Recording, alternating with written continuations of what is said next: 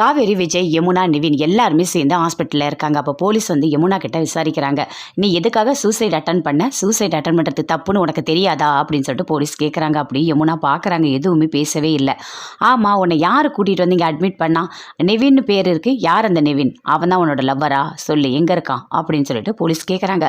அப்படி யமுனா பார்க்குறாங்க, நிவினும் பார்க்குறாரு, விஜய் எல்லாருமே பார்க்குறாங்க. இல்லை, அதெல்லாம் ஒன்றும் இல்லை, அவள் வந்து கலெக்டருக்கு படிச்சுட்டு இருந்தா, அதனால தான் ஒரு மாதிரி இதுவாயிட்டு அதிகமாக படிக்கிறேன்னு சொல்லிட்டு இப்படி ஆயிட்டா அப்படின்னு சொல்லிட்டு காவேரி சொல்கிறாங்க. என்னம்மா, நீ யார்? நான் அவளோட அக்கா.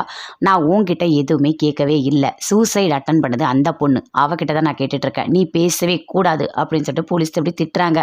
விஜயை சொல்கிறாரு, இல்லை நான் சொல்ல வரேன் அப்படின்னு சொல்லிட்டு. இங்கே பாருங்கள், நீங்கள் யார்? நான் வந்து அவங்க அக்கா வீட்டுக்காரு அப்படின்னு சொல்லிட்டு விஜய் சொல்கிறாரு. யாருமே நீங்கள் பேசக்கூடாது, நான் தான் கேட்பேன் அப்படின்னு சொல்லிட்டு கேட்டுட்ருக்காரு. ஒரு நிமிஷம் நீங்கள் வெளியே வாங்க, நான் உங்ககிட்ட சொல்கிறேன் எல்லாமே அப்படின்னு சொல்லிட்டு விஜய் அப்படியே போலீஸை வெளியே கூட்டிகிட்டு வராரு. நிவினும் பின்னாடியே வர்றாரு. காவேரி எல்லாருமே வராங்க. வெளியே வந்தவொடனே சொல்கிறாரு, இங்கே பாருங்கள், இந்த மாதிரி வந்து கொஞ்சம் சின்ன பிரச்சனை தான், அது ஒன்றும் பெருசு கிடையாது அப்படின்னு சொல்லிட்டு அப்படியே அந்த போலீஸ்கிட்ட பேசி அங்கேருந்து விஜய் அப்படியே அனுப்பி வைக்கிறாரு. காவேரி, நீயும் வாமா அப்படின்னு சொல்லிட்டு கூப்பிட்டு பேசுகிறாரு. நிவின் இதை எல்லாத்தையுமே பார்க்குறாரு. பார்த்தோன்னே பயங்கரமாக கோவம் வருது. என்ன 2 பேரும் அமைதியாக இருக்கீங்களா பண்ணுறதெல்லாம் பண்ணிவிட்டு அப்படின்னு சொல்லிட்டு காவேரி அப்படியே மனசுக்குள்ளேயே நினைக்கிறாங்க. அப்படியே போகிறாரு விஜய், நிவின் கிட்ட பேசுகிறாரு. நீ தான் கூட்டிகிட்டு வந்து அட்மிட் பண்ணியா அப்படின்னு சொல்லிட்டு கேட்குறாரு. ஆமாம், நான் தான் கூட்டிகிட்டு வந்து அட்மிட் பண்ணேன். ஆமாம், நீ எதுக்காக இப்படி பண்ண? யமுனா வந்து யாரையோ லவ் பண்ணுறான்ற விஷயம் எனக்கு தெரியும், அது நீதானா அப்படின்னு சொல்லிட்டு விஜய் கேட்குறாரு. அப்படியே பார்க்குறாரு நிவின். எதுக்காக நீ இப்படி பண்ண அப்படின்னு சொல்லிட்டு விஜய் கேட்குறாரு. அதுக்கு நிவின் சொல்கிறாரு, இங்கே பாருங்க, யமுனா லவ் பண்ணது உண்மைதான், எல்லாமே எனக்கு தெரியும். ஆனால் யமுனாவோடது ஒன் சைடு லவ். நீங்கள் என்ன ஓவராக பேசிகிட்டு இருக்கீங்க அப்படின்னு சொல்லிட்டு நிவின் சொல்கிறாரு விஜய் கிட்ட. இங்கே பாரு, நான் பேச தான் செய்வேன். யமுனா என்னோட மச்சினிச்சி, அவளுக்கு ஏதாவது பிரச்சனைனா கண்டிப்பாக நான் நிற்பேன் அப்படின்னு விஜய் சொல்கிறாரு. ஆஃப்டர் ஆல் ஒரு கான்ட்ராக்ட் கல்யாணம், உங்களுக்கே இவ்வளோ உரிமை இருக்குன்னா நான் தான் இனிமேல் பார்த்துக்க போகிறேன் காவேரியை. நான் தான் யமுனாவையும் நான் பார்த்துப்பேன், எல்லா பிரச்சனையும் நான் சரி பண்ணிக்கிறேன் அப்படின்னு நிவின் சொல்கிறாரு. அதை கேட்டோடனே விஜய்க்கு அப்படியே கோவம் அதிகமாக வருது. கான்ட்ராக்ட்னு சொன்னோடனே கோவம் அதிகமாக வருது. இங்கே பாரு நிவின், நல்லா புரிஞ்சுக்கோ, 2 மாதம் டைம் இருக்குல்ல, அது வரைக்கும் எனக்கு எல்லா உரிமையும் இருக்குது, புரியுதா? அது வரைக்கும் நான் பார்த்துக்கிறேன், நீ இங்கேருந்து கிளம்பு போ. யமுனா எழுந்து உன்னை பார்த்தா தேவையில்லாமல் டென்ஷன் ஆவா அப்படின்னு சொல்லிட்டு விஜய் சொல்கிறாரு. அதை கேட்டோடனே நிவின் அப்படியே கோவமாக வருது. அப்படியே பார்க்குறாரு, என்னை பார்த்தா யமுனா டென்ஷன் ஆவாளா அப்படின்னு சொல்லிட்டு கேட்குறாரு. ஆமாம், நீ கிளம்பு, நான் பார்த்துக்கிறேன் அப்படின்னு விஜய் சொல்கிறாரு. அதை கேட்டோடனே நிவின்க்கு இன்னும் கோவம் அதிகமாக வருது. அப்படியே கையெடுத்து கும்பிடுறாரு. கிளம்பு போயிட்டே இரு அப்படின்னு சொல்லிட்டு. அப்படியே அங்கேருந்து நிவின் அப்படியே ஒரு மாதிரி டென்ஷனாக போகிறாரு. அப்படியே விஜய் யோசிக்கிறாரு, என்ன பண்ணுறதுனே தெரியலையே, இந்த பைத்தியக்காரங்கிட்ட நல்லா மாட்டிக்கிட்டேன். நான் எப்படியாவது காவேரியை கல்யாணம் பண்ணி கொடுத்துடலான்னு நான் நினச்சேன். கடைசியில் என் காவேரி என் மனசில் வந்து நான் தான் காவேரிக்கு அப்படின்னு ஆயிடுச்சு. இனிமேல் யாரால் மாற்ற முடியும்? என் காவேரி யாருக்காகவும் நான் விட்டு கொடுக்க மாட்டேன். காவேரி கூட தான் நான் வாழ போகிறேன். இவனை எப்படி சமாளிக்கணும். இனிமேல் எப்போவுமே இவனை சமாளிக்கணும்.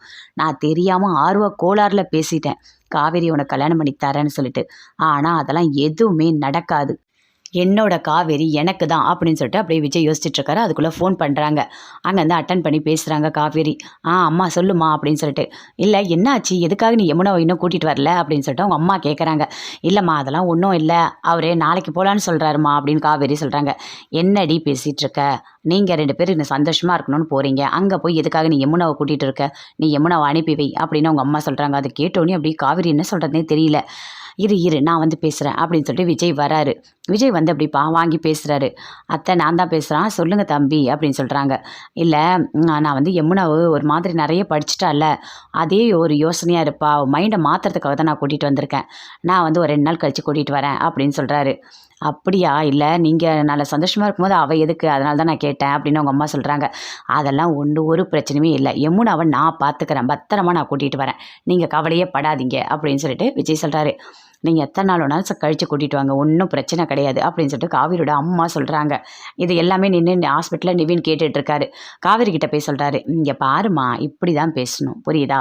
இனிமேல் உங்கள் அம்மா ஒன்றுமே பண்ண மாட்டாங்க, நான் சொல்லிட்டேன் அப்படின்னு விஜய் காவேரி கிட்ட சொல்கிறாரு. என்னோட பொண்டாட்டியை நான் பார்த்துப்பேன், எல்லா பிரச்சனையும் நான் சரி பண்ணிப்பேன் அப்படின்னு சொல்கிறாரு. அதை கேட்டோன்னே நிவின்க்கு இன்னும் கோவமாக வருது. அங்கேருந்து போகும்போது நிவின் யோசிக்கிறாரு, இதில் ஏதோ பிரச்சனையாக இருக்கே. காவேரியை 2 மாதம் கழித்து நீ கல்யாணம் பண்ணிக்கணும்னு சொன்னார், என்னை வெயிட் பண்ண சொன்னார். ஆனால் இப்போ நடந்துக்கிறதுலாம் பார்த்தா அப்படி எதுவும் தெரியலையே, ஏதோ தப்பாக இருக்கே அப்படின்னு சொல்லிட்டு அப்படி நிவின் யோசிக்கிறாரு. கண்டிப்பாக இதை கண்டுபிடிக்கணும் அப்படின்னு சொல்லிட்டு விஜய் யோசிக்கிறாரு. அந்த நிவின் கண்டிப்பாக இனிமேல் வரவே கூடாது.